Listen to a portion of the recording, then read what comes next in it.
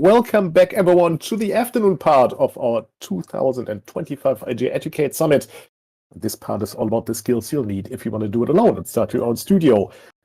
Joe is getting ready in the background. We've already welcomed him in the Tech Check channel, so he'll join us any minute, and he's going to talk about the commercializing of your ideas. So if you have an idea, how can you make sure it's going to gain traction in the market? He's going to walk you through some of fairly straightforward steps that you can take in that respect, and how you can build games with a commercial mindset from day one. And there he is. Joe, welcome. Hello. I already introduced you, but let me just do this again, just in case. This is Joe, former studio manager of Fire Monkeys, among many other things. Joe had a very illustrious career in the games industry. You'll be in very good hands. And as I mentioned before, Joe is going to talk about the way that you can build games with a commercial mindset from day one, something that he's also applying in his current role. He started his own studio, the 3000s. So only did that last year. So I'll hand over to you. The stage is yours. All right. Thank you, Jens, and thanks everyone for jumping in today. I'll start off with just a bit about me, so you've got a bit of context of who I am and why I'm here talking to everyone today. Essentially, I've spent the last 18 years or so working in the games industry. I started out working for a games distributor in Australia here called Red Ant. I worked in that time releasing PC games called Big Bites that were $5 at the front of EB game stores, working on sort of releasing anywhere from 10 to 15 games, probably a quarter, and putting those out. I transitioned and moved. As you can see here, I've worked across sort of a bunch of locations from Sydney, London, San Francisco, and Melbourne, but essentially my career moved early from marketing into what was product management at the time. And I moved from Australia across to London, where I started working in the mobile space before mobile was cool, I guess. So Java brew days, and before the iPhone was invented. So I got some experience there and then got to ride the wave of the iPhone and mobile games as they are today. So in the last 15 years or so, I've worked on mobile games that have been downloaded over 1 billion times by 1 billion players and generated more than $1 billion in revenue across lifetime of those games. So it's a massive market and a big opportunity in terms of that space. And previously, I was the studio GM for the EA Fire Monkey studio here in Melbourne. So a bit of context there, that studio is made up of 4 games and 2 divisions. So it was a racing and a simulation division. So Real Racing, Need for Speed, The Sims Mobile, and Sims Freeplay. Also working alongside the Frostbite team, which was an engine team for EA that was located here in Melbourne. And then recently, so a year ago, I founded the 3000 studio with a couple of ex-colleagues from EA, and we've built up a team of 20 people working on some new game concepts as we speak. So that's me.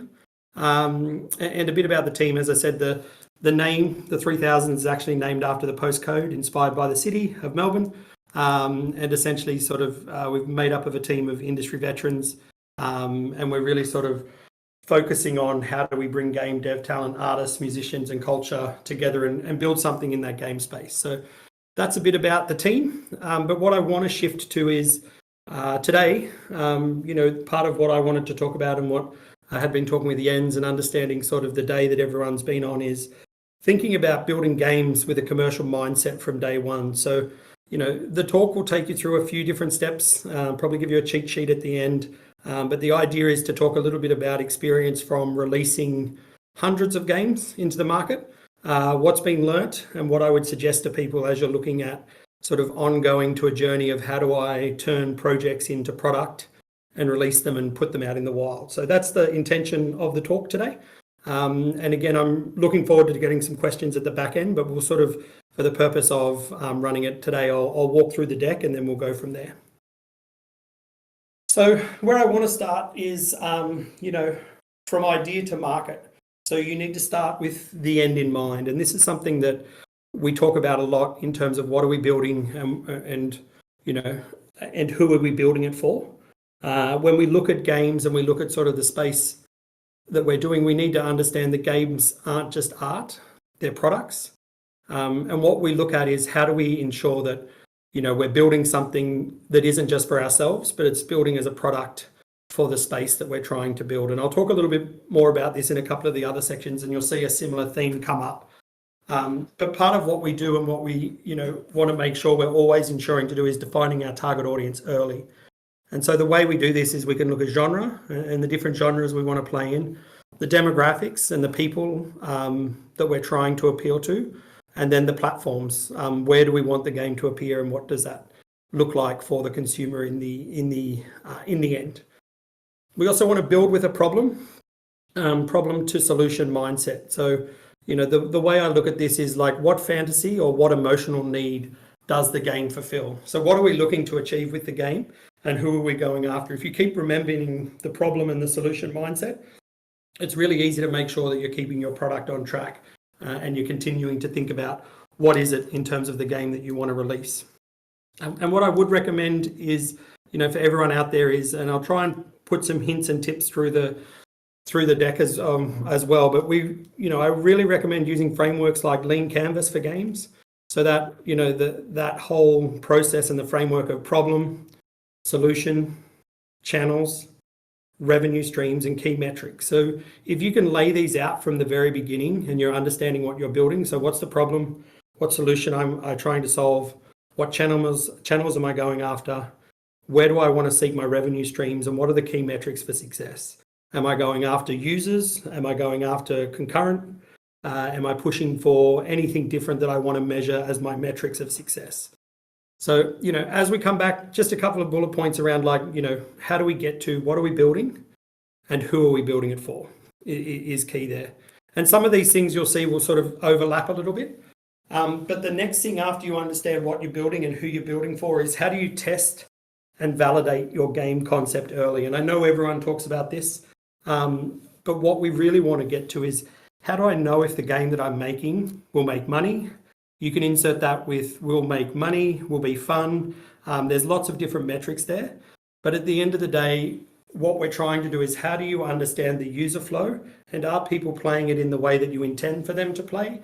And what can you uncover early when you're building a game? So user testing is key. I'm sure all of you are well aware of this, whether it's from paper prototypes that you might be running with classmates, or you want to run through with family or friends. It may be, in many instances, we built board games first, and we play through those board games and before we actually start to build. And then you obviously want to continue to use the test all the way from paper prototypes through to vertical slice. And what you want to do is make sure that you set up playtests with a diverse audience, target audience members. So it's really easy to say we're only going after this specific audience, and we only want people that know how to play games within this genre. But it's actually really useful to get audience members from different target audiences to understand, confusions, pitfalls, where there's a lack of understanding, and different things that you might want to sort of address and build into when you're sort of starting out early and you're building the game. So some of the quantitative tools that we use, and some of these are paid, some are free. There's different access, different levels, but we use things such as usertesting.com, Playtest Cloud. There's things like itch.io. You've got sort of Steam Analytics. You can use Firebase, Geeklab, PickFu, all different types of testing that you can go all the way from gameplay through to marketing art, to names, to icons, and many different things that can help you understand if the game you're making will appeal. Will it make money, and does it have a sort of an audience that it's really going after in that space? Next, in point 3, is probably around funding and sustainability. And this is a really interesting one for people starting out early and potentially moving from, university projects or group projects. And how do you build something that can be funded and sustainable through that process, as you either want to endeavor on building your own studio, whether you want to just build a game and get it out there and see how it goes. But it's really key in terms of what you want to look at in terms of how you can build out the product. So, the question that you ask here is, how are we going to build it and where are you getting the money from? So, and I know there's been a lot of conversations, whether it's through IGEA, through GCAP, or different things around sources of funding. We are very, very lucky in Australia that the government and all of the hard work from IGEA and everyone has put in has allowed this to be one of the countries where we're seeing some of the best funding opportunities come for both indie developers, large studios, and people sort of setting out on building their new products. So if we look at the government, there's obviously things like the DGTO, the Digital Games Tax Offset, which everyone is probably aware of and heard of. There's Screen Australia, and then obviously in Victoria, you've got Vic Screen and or replace that with any sort of other state-based government organisations. They have a number of opportunities all the way from incentives through to rebates and different things that you can apply for to allow to build games, get concepts out. Maybe it's a production fund and different things that you can look at. So make sure you spend the time to look at all of the sources of funding that are available from the government. There's obviously private publishers, so there's a number of publishers here in Australia, but there's also global publishers all around the world who, you know, once you've got a game or a demo or something that you want to show that you can put in front of people to help get funding, and that might be funding to get to a certain point, whether it's to get it to, you know, a beta or you're wanting to put something out.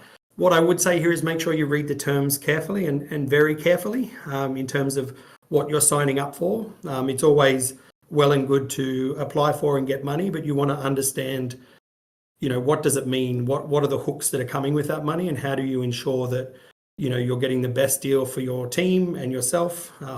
So, you know, I highly recommend that you read terms carefully.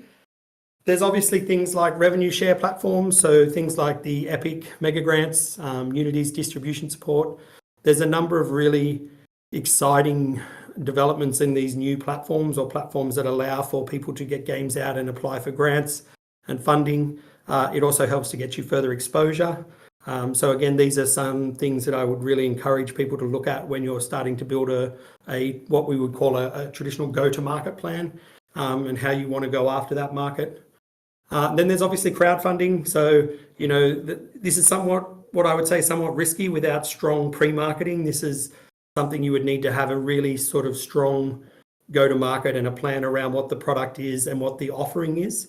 So if you go back to the previous slide and you think about the, you know, what's the fantasy you're fulfilling or what market are you going after? When you look at crowdfunding, this is a really good way to do it if you've got a very niche product or you've got something that appeals to a really strong audience, whether it's based on an IP that people care about, or it's a game mechanic, or it's a riff on a different type of genre. There's a really good way to do this, but again, it can be risky because it requires a lot of marketing effort, and quite often that effort becomes at the cost of dev. So, you know, when we look at those sources of fundings, you really want to break it down, apply for everything. Don't just go for one thing. You want to talk to all the government agencies. You want to explore private publishers. You can explore things like grants and different distribution support. And then obviously crowdfunding is a different avenue, but really, you know, there's a lot of ways to get the money, but you've really got to have that strong idea and go with a plan of how you get to market. In terms of budgeting tips, from experience and working on big global launches from marketing, but also working on many different games, things like Real Racing or Need for Speed or The Sims. One of the things I would say from a budgeting tip, and that can be taken from a big global product all the way down to something that you're working on locally, or even with a bunch of mates from an idea of a uni project.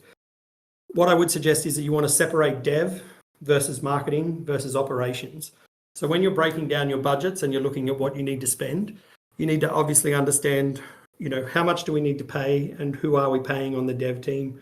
What does that look like? How much funds do we need to allocate to that? You also need to look at things like marketing. Are we allocating marketing money? What are we going to pull together? Are we pulling together a trailer, sets, different content that we want to put out? And then things like operations, maybe that's things like, you know, going into looking at the usertesting.coms or something similar. You want to break out those budgets and separate it into different buckets rather than it being sort of one pool of money that you're trying to do everything from. And then what I would say is that don't underestimate live ops and post-launch support. So I know this is a really hard thing to think about early on, but one thing that we look at in sort of mobile free-to-play is what does update 100 look like? And that's because coming from experience, something like Real Racing and The Sims have both been live on the App Store for 10 plus years. And in that time, every 6 weeks, those games are coming out with new content.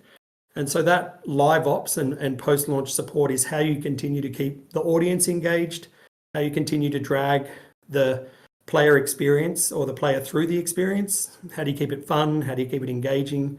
And the best way to think about it here is think about it like a TV series, and you're dropping a new episode every 4 weeks, every 6 weeks, every 8 weeks. What does that content beat look like? And what's going to get people to come back? So, this is a tip when you're when you're building it and you're asking for money. You want to look at money that gets you the product out the door, but also gives you time to refine, test, and do different things in market with that game. And then this is probably a little bit of a deeper dive. So 4 here is understand the space that you're in. This is a little bit deeper on the analysis side of things, but we're really talking here about market research plus competitive intelligence. So when you're thinking about the game that you're building, we've already talked a little bit about, finding the space that it needs to go in, but you really want to identify genre trends. What's saturated, what's emerging, what do your competitors look like? Have you done a competitive analysis? Have you looked at what is missing in the market? Have you looked at different ways that you can appeal to audiences? And we look at something which is really that innovation. And this is something that works well on sort of when we look at Steam or we look at PC. Can you take 2 genres and put them together with, 20-30% innovation? Is that something that appeals? And we often see a lot of success with things like Match 3 and different things where they're merging genres and they're really sort of going after a market, but they're not necessarily playing in that saturated market. They may be moving across to a merge game with a Match 3. And so that's something that we really encourage people to do when you're looking at that research and competitive intelligence. And that could be as simple as playing games, looking at app stores, seeing what's top trending. You can also use tools, and some of these are tools that are probably priced out of the market completely, but there's also ways to find data and information online. So there's tools like Sensor Tower or App Annie for mobile. These allow you to look at the competitive landscape, understand installs, revenue per install, revenue or installs per region, and it allows you to go deep on understanding the audience that is playing yours or competitive games. There's Steam Spy for PC. You've got things like Game Refinery, or Quantic Foundry that help with behavioral segmentation. So understanding the behavior of the players and different target segmentations that you might be going after. But you can also look at different podcasts, lots of different tools that are available where there might be a game teardown. There might be some analysis that's been done in the competitive space that's available online. And, going back to everything you probably learned at school and also at university, SWOT style analysis, as dated as that might be, it is still an extremely valuable thing to do, to understand your top 3 competitors. What are they missing? The strengths, the weaknesses, the opportunities, and the threats. So when we look at a SWOT analysis, it's a really quick way to understand where you want your game to go and the space that you want that game to play in.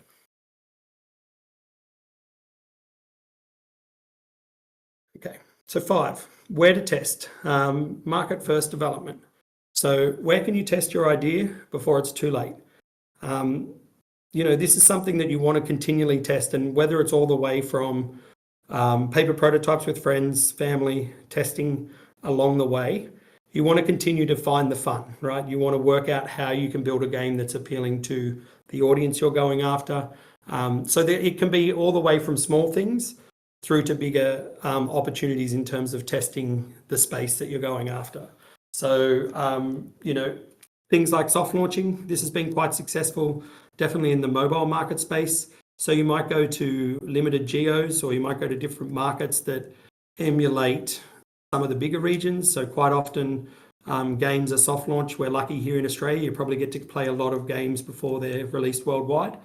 But Canada, Philippines, Australia, New Zealand, This really allows you, when you're looking at a game that's been fully built or it's pretty close to built, you want to put it out and you want to understand how the market plays. You're getting telemetry, you're getting information, and you're learning even simple things like crashes, red flags, different things that might come out as you test in live markets.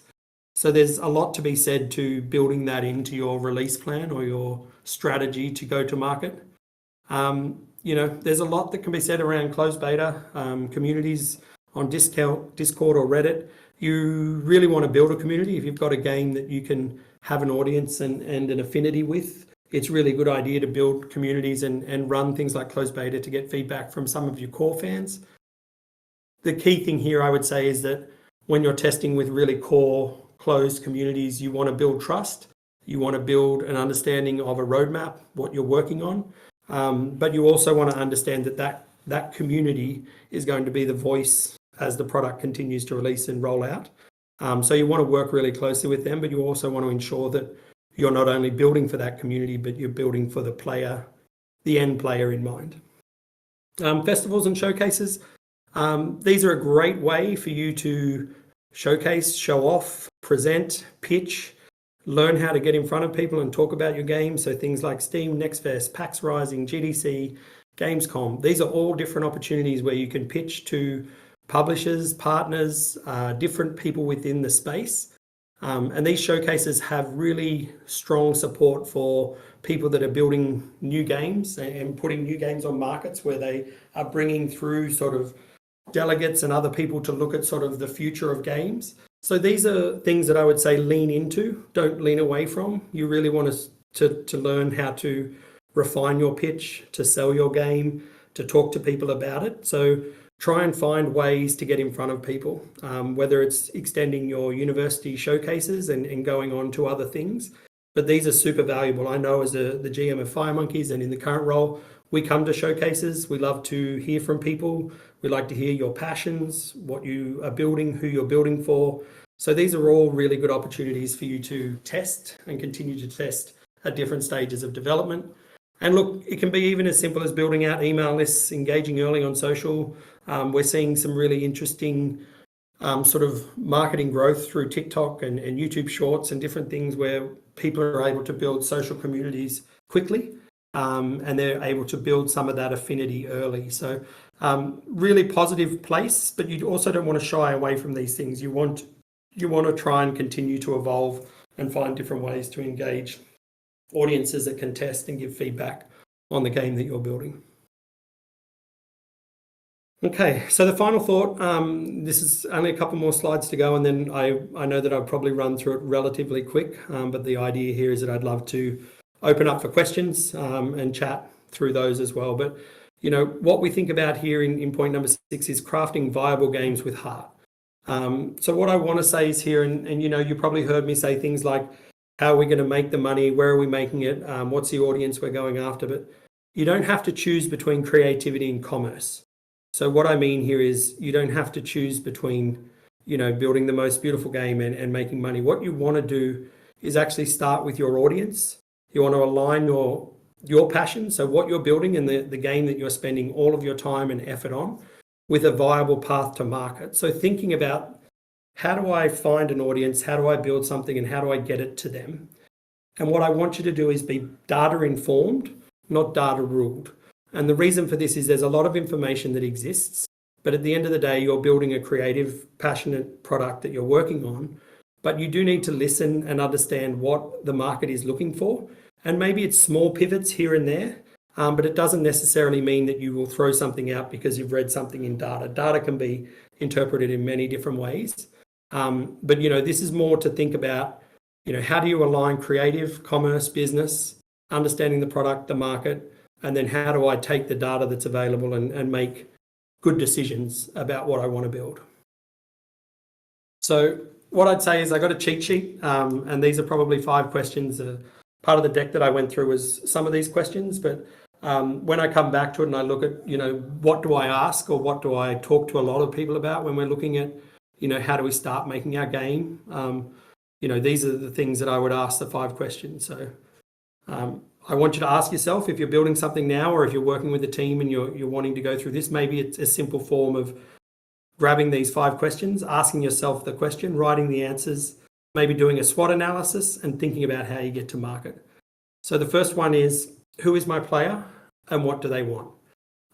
This is the most important thing to ask because it will continue to be sort of the North Star in terms of what you're building. The second is, what problem does my game solve, or what fantasy does it fulfill? So we understand the player. Now we want to talk about the game and understanding what that game is going to do for the, in market.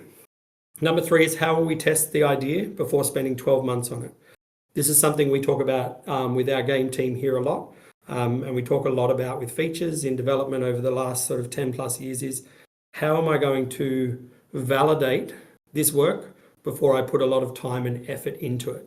12 months is a lot of money in terms of development, but it's also a lot of time that, if you're going down the wrong path, maybe you need to look at what we could consider little d done versus big D done.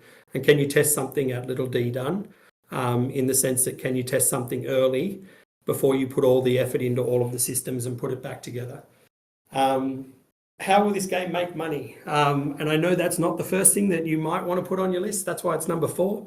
But I do ask people to think about that. It doesn't have to be a game that sets the world on fire. You're maybe not looking for millions of dollars. You might be looking for something that funds the game itself. But you do need to understand how the game makes money. You don't want to shy away from it. You actually need to understand this space and have a commercial business sense, understanding what you're building. And then the 5th one that you want to ask as you're sitting down with your team or on your own is, how am I going to fund this? How am I going to market it? And how am I going to sustain the game? So what I would suggest, as I said, take these, jot them down. I'll make sure that everyone can get a copy of the deck. Jot them down, try and answer them together. And then look at the competitive landscape of what you're building, and then see if you need to pivot and or change, the approach to what you're building. And that's it. Sorry, Jens, I think I've gone a bit quick on that one. Thank you. That's all good. That leaves some more time for questions. Thank you very much. I'm a huge fan of the presentation. I mean, I love, how it doesn't need to be an antagonism between art and commerce, right? Like, these two things aren't mutually exclusive, and I think that's really worth remembering. We do have a couple of questions in the chat. There's one here from Alex, who is asking, are there any specific things that you've seen devs get held up or stuck on too early into a project that get in the way of actually making reasonable progress on a game project?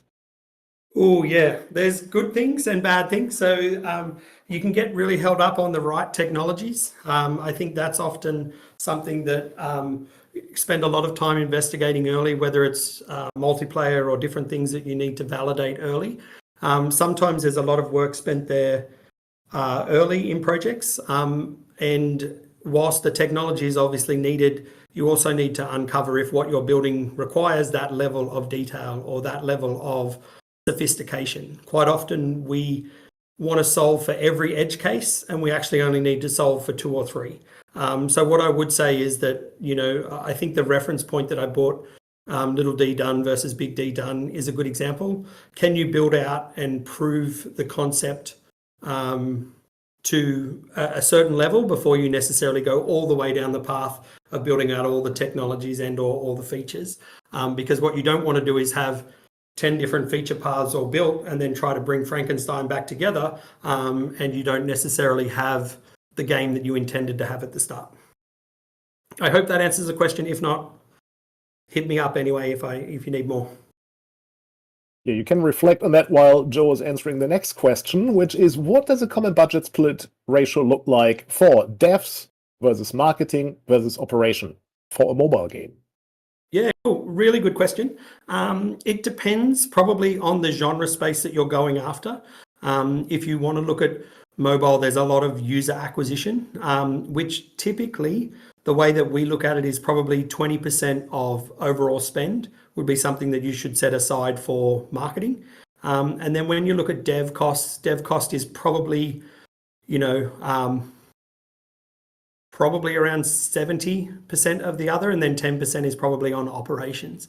So it's probably 70-20-10. I think I've said it around the wrong way in terms of what we're looking at, but I would look at sort of dev is your main component. Marketing is probably, depending on the genre, is probably up to sort of 20% of that budget, and then 10% would be on operations. And look, operations can be a bit fiddly because it might be sort of different systems or products that you need to pay for, but sometimes that can cover between dev and different things in the opportunity.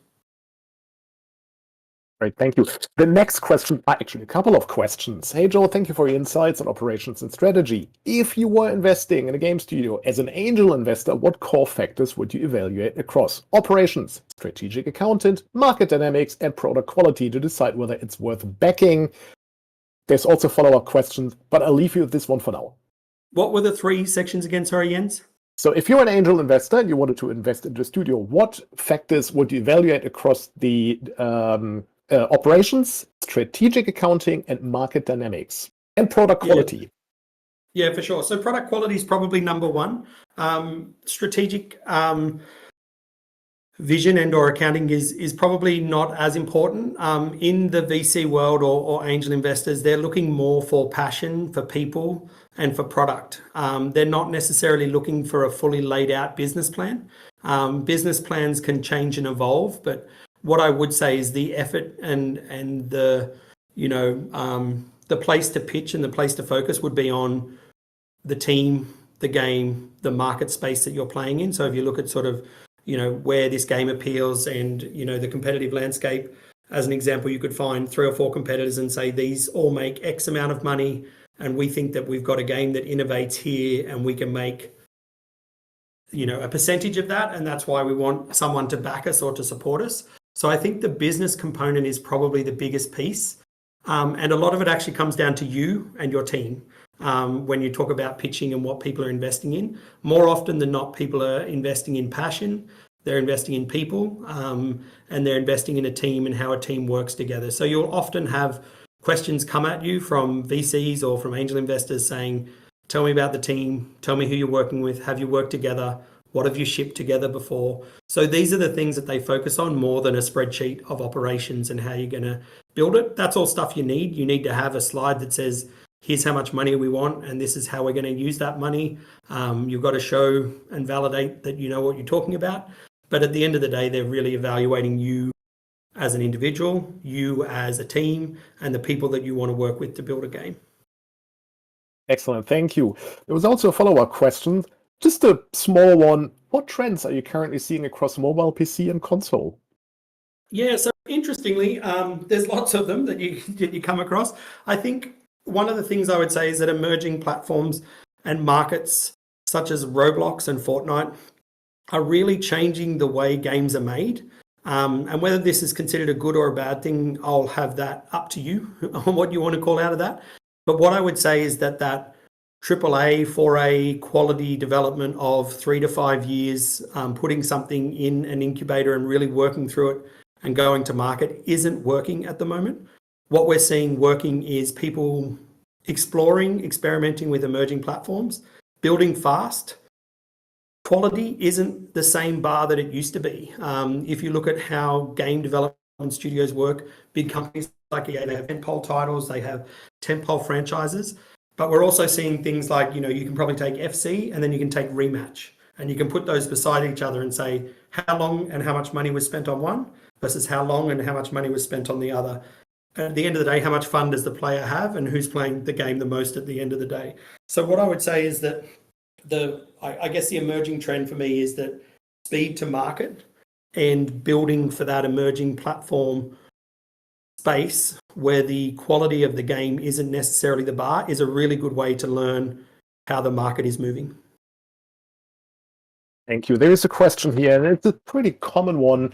How do you go chasing money and contracts or contacts from publishers? Are you making contact at events? Do you cold call them? Do you email them?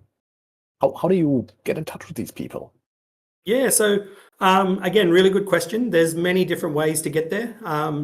It's utilizing resources that you would have available for you today, making sure that you're going to events like pitch events or different things that might be run through local games industries. They attract people to come and look at multiple games in one go. Cold calling, if you go and look at big publishers like Coffee Stain, etc., others, they have a platform where you can actually submit your idea. You put a pitch deck in, you have to write an elevator. If you want to see how tight you need to be, go and read what they ask for, because that tells you what you need to pull together. They might look for a demo. They might have different things that they're asking for. But essentially you go in, you find the publishers, whether it's LinkedIn, whether it's Google search, finding people. Most of them have an inquiry form, drop it in. Also ask around. Warm intros are probably the best form of introduction you can get. What I mean by a warm intro is if I know a publisher and I've talked to you at a game show and you've got an awesome game, and I say to that game publisher, hey, you should talk to Nathan because Nathan's got this amazing game, the likelihood is that those warm connections will get you 2 steps further down the road than cold calling or trying to pop your email in a inquiry inbox. But again, it's relationships, and that sucks to say because a lot of it is having to build relationships and going to things, and you want to just send an email and hope someone responds. But people want to know who you are. So make sure that you build those relationships. The stuff that IGEA does, the things like GCAP, all of these give you opportunities to at least understand who's out there, who's funding. Your favorite game, go and look who funded them. Did they get published by a certain publisher? If you're building a similar game, go to that publisher and say, hey, I've got a spin on the game that you've already published that I think is 10 times better. Like, that's the way I would do it. But build a hit list, have an Excel, put their name in, put their email in, chase them. That's the sort of thing that you've got to do to get in front of people. There's no magic bullet on that front, unfortunately. Yeah, that's right. And when I say it's a common question, it's not to devalue the question. It's an excellent question, but it's, of course, one that figures very prominently in people's mind, right? Who do I need to talk to when it comes to publishers? And by the way, also make sure you choose the right one for your game. There are certain publishers that are very focused on certain games. They may be, very narrative driven. Some may be focused on, racing games. So make sure you also retarget your outreach, because otherwise they're just going to shrug their shoulders and you are going to waste your time. There is a question here that's somewhat tying into what we're just talking about. Namely, I often find that the first steps are the hardest. Right? Fair enough. Do you have any recommendations on the very first steps on starting a studio? For example, gathering a team, and how in-depth does your knowledge need to be when it comes to, all facets of game development? What's the first step? Sure. Step is finding out if you want to do it on your own or if you want to do it with friends or colleagues or people that you want to build with. There's 2 different schools of thoughts. There is, I am so driven and focused on this game that I want to make, that I know that there's a gap in the market and I can build any team around me and I can go and do that. Or there might be something that is 2 or 3 people that gel and really work well together. Those are 2 sort of schools of thought, what I would say very early on in your university sort of days, that you'll understand you're either one or the other. And you're someone that wants to do it solo, or you're someone that really sort of works well in a team. If you work well in a team, find people that you want to hang out with a lot. These are people that you will be working with. You'll have hard conversations, you'll have fun conversations, but you want people that you can gel with. I have 2 co-founders with me here at the 3000s, and the 3 of us have worked together for 10, 12 years. And we know each other extremely well, but we still have awkward, frustrating, fun, different types of conversations that come up. So what I would say is find out who you are and how you work. Would be the very first step. If you work well in a team, find like-minded people that have the same passion that you have. If you work well on your own, be very strong and dedicated to being the creative lead for the game that you have, and hire in people or find people that support your vision, because there's 2 different ways. You're either vision-led or you're team-focused, right? And that's what I would say is the very, very first stage, because you're trying to work out these people are people that you want to build something with. And at the end of the day, you want to have fun, right? That's what we do. We work in the games industry. We don't work in a bank. I say this all the time. We're not saving lives. I want people to come to work and have fun. So you want to find people that you can work well with. I would say that work out who you are first and what you want to build, and then work out whether you're putting people alongside you or you're doing it as a lead and bringing people in to work for you. Right, excellent. Look, we have time for about, I'd say, 1 more question, and then we're going to move on to Luke from LDB to talk about what it takes to start your own studio in terms of registering and work with teams like LDB. and understand what they That's talk right. about. Well, that's right. We'll cross that bridge when we get there. But there is another question here. Any tips on approaching and balancing project scoping versus budget/getting funded? Is it best to scope to budget/funding available, or hope to find funding and budget for scope? What angle is the best? That's a tricky one because it's like a chicken and egg. You need to build something to have something out to talk to people. Otherwise, you're probably just presenting a pretty deck that says that I've got a vision. So I would suggest that you build a roadmap to what you're building and you understand the costs and the way that you want to build it. And then you need to work out how you're going to get it funded in different phases. So I wouldn't say get the funding, then build it. You need to start building. You need to take that leap, but you need to understand the steps and the phases. When does the money run out? When do I need the next lot of money? And where am I getting that next lot of money for? So I would say build the vision for the game and build the game that you want to make, understand what it will cost, and then work out where you're going to get the funding. So I think it starts with the game first. If you start with the funding, you then will build to that scope and you'll try and make it fit, as opposed to having a true reflection of the game that you want to build. And then look, you always have to cut and compromise, move things around. That's a given. But if you start with the view of cutting and compromising to get funding versus the vision of what you need to build, is my view on that. Excellent. Thank you very much. Sorry, there's just one more question here because let's just cover that one as well, because it's sort of popped up in various forms. Namely, if you're just starting out, is it better to release a game that is smaller in scope than work on more ambitious project afterwards? I mean, you kind of alluded to that, and we've seen a similar question before. When you initially start, is it better to make a bigger game, or should you just start small with maybe one or two people? Again, sort of, what's the first step? What's the mindset it should have? And that will be the last question. Yeah, for sure.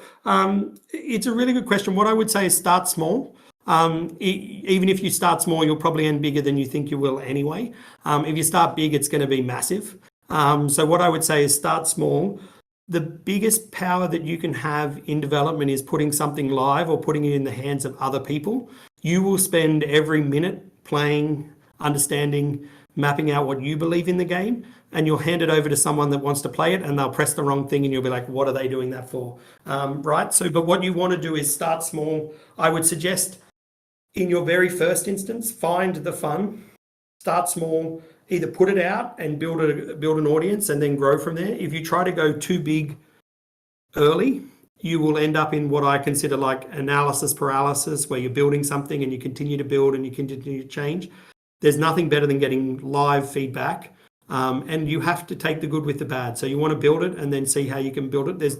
Build upon it, because there's nothing wrong with live service in the sense that you can have an audience that you can continue to feed content to, as opposed to building it all in the background.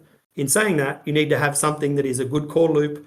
You need to have enough gameplay that sustains the player in there. You can't be like, we're going to start small and we're going to put up 1 hour of gameplay and hope that everyone sticks around and they come back in 3 months' time when we've got the next update. So you need to understand what small is, but there's nothing wrong with building an audience and growing that in a live environment, but you need to fund it from a funding perspective as well. Excellent. Look, that brings us to the end of your presentation. So that was fantastic. Thank you so much for your really, really valuable insights. I hope it was valuable for the audience as well, in terms of what it takes to build a studio with a commercial mindset. The other thing that you need to do when you start your studio is, do all the paperwork, and that's what we're going to cover in the next talk, maybe what it actually takes to start your studio on paper. So, Joe, thank you very much for joining us. Really appreciate it. We'll circulate the slides as well once we have all the recordings and all of that. So thank you. And you'll join me in a minute for Luke from LDB and his talk on how to register business. Thank you all. Thanks, everyone.